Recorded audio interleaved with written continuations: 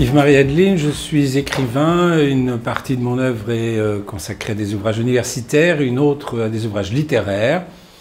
Je suis aussi compositeur. Je ne sais pas si ça intéresse l'ICEP, encore que le fait d'orchestrer une partition, finalement, ça consiste à mettre ensemble des timbres différents, des sons différents, bref, pratiquer la diversité. Il y a quelque chose qui ressemble à la science politique dans le métier de compositeur.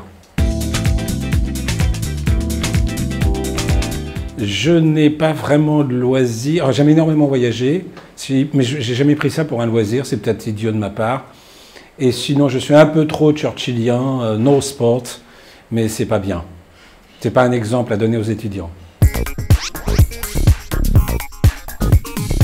Je suis membre du conseil scientifique, donc je participe au recrutement des professeurs, mais je donnerai aussi quelques cours, notamment d'histoire des idées politiques et un peu de sciences politiques.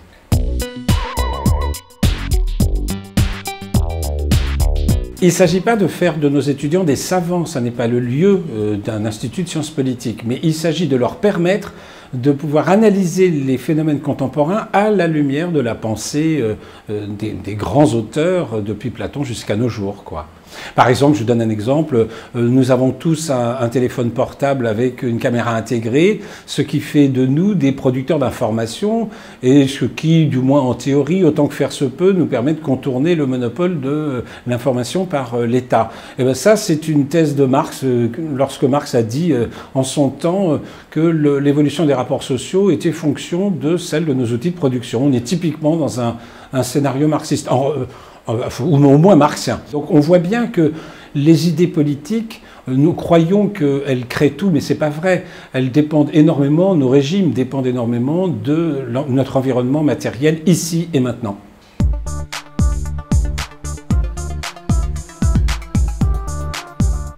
Justement, c'est pas pour en faire tellement des savants, c'est pas le lieu, encore une fois, un institut de sciences politiques. Simplement, ça leur permet de mettre en relation le monde contemporain dans lequel ils vivent, ça leur permet de prendre du recul avec les idées qui ont toujours été portées par les grands auteurs, fussent-ils différents, et même quand les auteurs se contredisent. On reconnaît un grand auteur à ce qu'il y a toujours quelque chose à conserver de lui, même quand on n'est pas d'accord avec lui. Marx en est un exemple évident.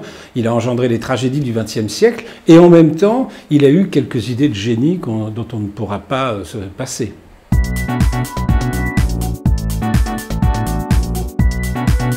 Tout. J'aurais probablement tout aimé quand je vois le programme qui a été conçu. Encore une fois, ça fait 30 ans que j'attends ça et donc je suis ravi d'y participer.